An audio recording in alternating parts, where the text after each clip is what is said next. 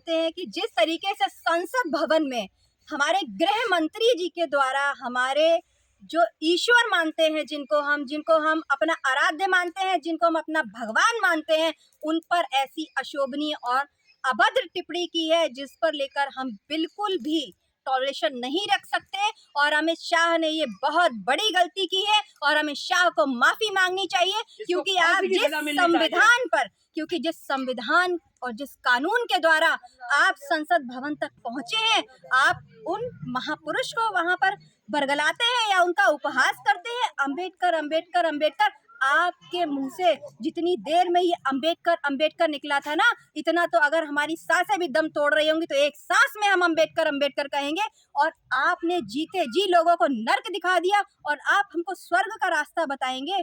स्वर्ग हमारे लिए सिर्फ बाबा साहब का बताया हुआ संविधान है, शिक्षा का मंदिर है। और मैं कहना चाहूंगी कि अगर हम भगवान को याद करते हैं आस्था के लिए, तो उसके लिए धार्मिक स्थल बनाए गए हैं। आप संसद भवन में बैठे थे, आपको देश का कैसे भला करना है, आपको उस मुद्दे पर बात करनी चाहिए थी और आपको माफी मांगनी चाहिए। अगर अमित शाह माफी नहीं मांग सकते तो अपने पद से इस्तीफा दे दें।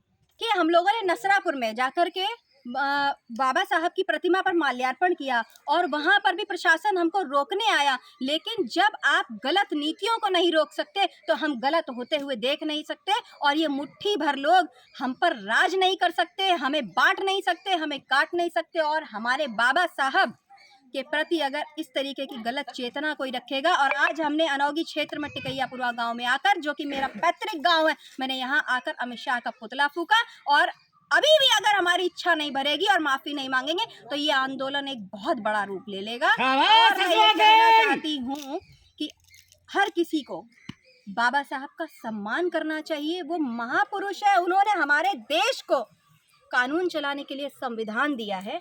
और आपकी मनसा क्या है? और आप बात करते हैं दलित पिछड़ों को एकजुट रखने की। ये वो मनवादी हैं जो कभी भी समाज को एक साथ देखना ही नहीं चाहते हैं।